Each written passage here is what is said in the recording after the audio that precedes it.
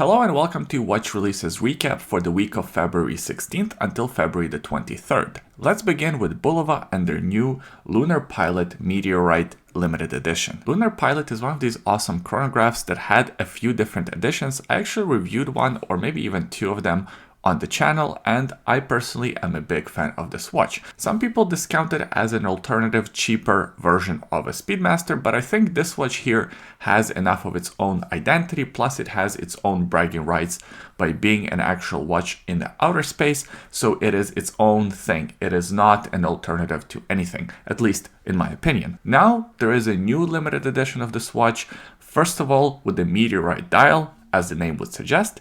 Secondly, in a titanium case. The case measures 43.5 millimeters in diameter, so it is a bit on the larger side, and from my experience wearing these watches you do have to have a bit of a larger wrist.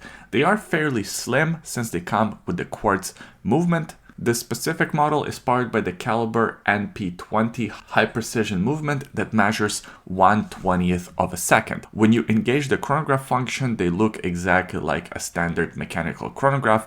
There's that smooth sweep to the chronograph hand. These movements are also super solid, very accurate. In general, I have no problem with this watch being quartz, and I think many people feel the same way. The star of this show is this Meteorite dial. I think it looks very sharp, and it makes a lot of sense with this watch since it's sort of space themed, so having a Meteorite dial kind of works. It also has a slightly different tachymeter bezel. The bezel on these models is under the crystal, and this one has a bit of a texture as opposed to a smooth like bezel on the standard version of this watch. By this point you probably guessed that this will be a more expensive version of the Lunar Pilot, and you are correct, since it has a titanium case, a Meteorite dial, and it is a limited edition to 5,000 pieces, so it's quite a large limited edition. The watch is priced at a higher price point. It is priced at $1,500 US, which I think is a little bit too steep for this watch. I wish it was around $1,000 mark, then it would make it an amazing value for money proposition. The new Tissot PR516 chronographs. This model line, the PR516, has a rich history. Originally introduced in 1965 as a time-only watch, the claim to fame with this one was that it had a higher water resistance. 3 years later, Tissot introduced another version, the chronograph version. That's the version that these new watches are based on. Over the years of watch collecting, I've actually seen quite a few of these vintage Tissot chronographs pop up for sale on eBay, and I was always tempted to buy one. Roger Moore actually wore a different version of this watch in one of James Bond movies, so this watch has a long history. Now there are 4 new models added to the lineup, 3 of them being quartz, and let's actually talk about them first. Not a huge fan of them, nothing wrong with the quartz movement, I just really don't like the styling of this watch, the sort of upside down pyramid shape to the way the sub-registers are located on the dial just really cheapens the overall look of the watch, plus the watch comparing to the mechanical version just looks a lot less well executed, well defined. When you look at the sub-registers, they just kind of appear cheap, and of course the watch is cheaper, so that's why it looks cheaper. The quartz versions are 545 to 595 euros, depending on whether you go for the two-tone, that's the more expensive one, or whether you go for the stainless steel look, that's the cheaper one. Now the mechanical version is where it's really at. This version is more expensive, 1975 euros, but I think it's worth the upgrade. First of all, the look is a lot more faithful to the original one from 1968. It looks like a vintage watch made with the new materials. I really love how this one looks, and having that more traditional tri-complex sub-register layout just looks a lot more balanced on the dial. There is a tachymeter scale on the bezel in two-tone, white and black, and overall the watch has that sort of two-tone look with the black dial and white indexes and also borders around sub-registers, orange seconds for the chronograph timekeeping. Overall, it looks very, very sharp. The sizing is also reasonable, 41mm diameter, 13.7mm thickness. It's made out of stainless steel. So is the bracelet. The bracelet and the clasp could be improved a little bit, especially since you're going to charge almost $2,000 for this watch. It's powered by the caliber A05.29, which is essentially a Valjoux 7753, a hand-wound version of a Valjoux 77 movement, 25 joules, beating at 28,800 vibrations per hour, and this one has the power reserve bumped up to 68 hours. I think this is a very sharp looking watch. I hope it will be popular with watch collectors. I personally really like it.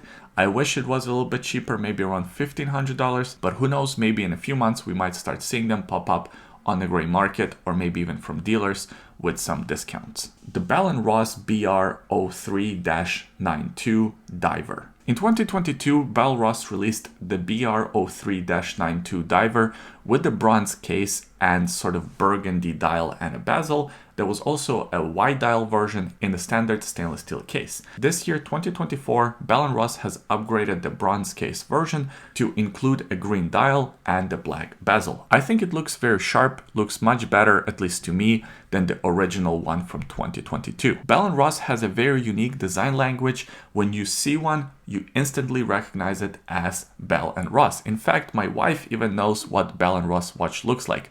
We were watching a movie the other day and one of the characters was wearing Bell & Ross and she's like, oh, that's Bell & Ross.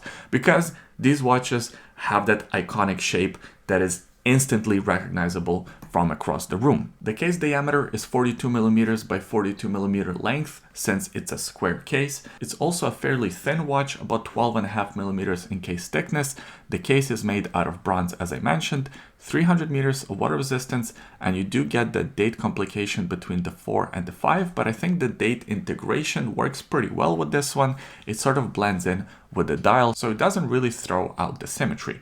These watches are powered by the Sellita SW300-1 movement, which has 25 joules. It beats at 28,800 vibrations per hour, and it has a power reserve of about 54 hours. This will be a limited edition to 999 pieces, and the watch is priced at around $5,000. The new Hanhart 417 ES chronograph, nicknamed Moby Dick. Hanhart is one of these watch companies with a very rich history that unfortunately is not that popular.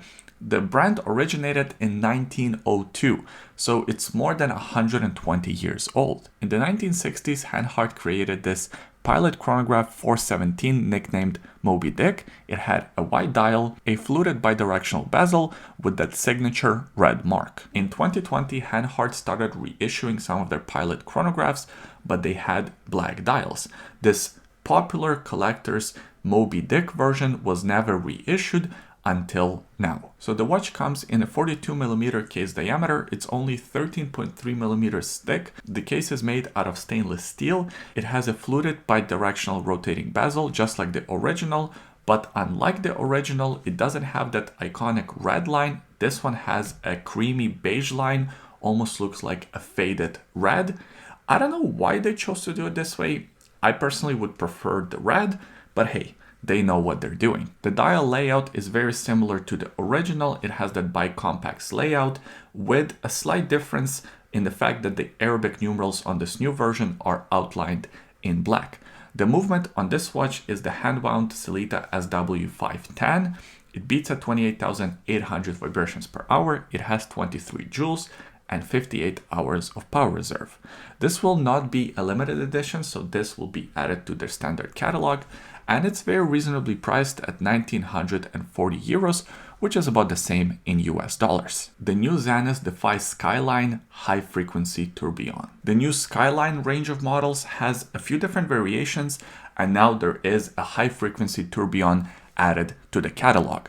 There are two different versions of this watch. One comes in a ceramic case with a black dial. The other one comes in a stainless steel case with a blue dial. Both versions have exactly the same size, 42 millimeter case diameter by about 12 millimeters case thickness. They both feature 100 meters of water resistance, and they both look pretty sharp. The tourbillon complication itself is kind of useless in a modern day watch, but it is very beautiful, and it is a mark of a sort of high-end, complicated, serious watch. But to be honest, on this watch, to me at least, it doesn't make sense, since this watch is powered by the caliber 3630 automatic high frequency movement that beats at 36,000 vibrations per hour, and it has 60 hours of power reserve. Why do I say Tourbillon doesn't make sense with this watch, with this movement?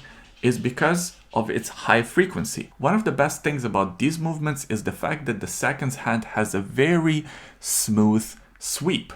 And now that you take away the seconds hand and you replace it with Tourbillon, you can't really appreciate that.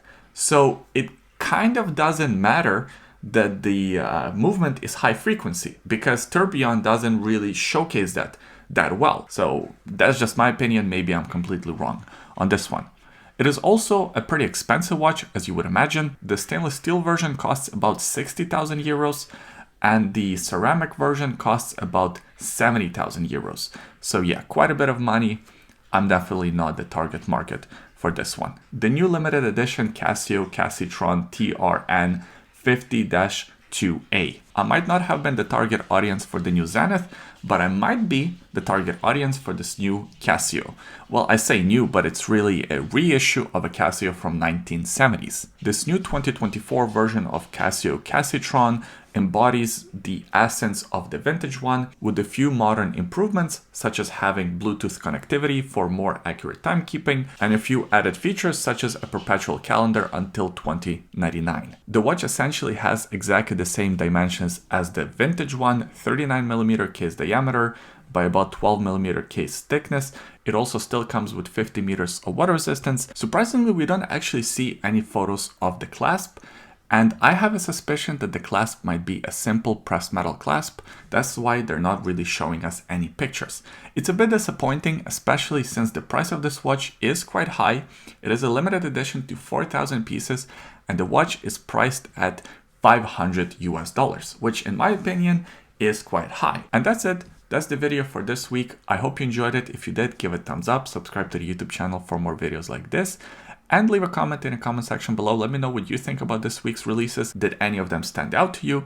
I always enjoy reading your comments. Thanks for watching, and we'll see you next time.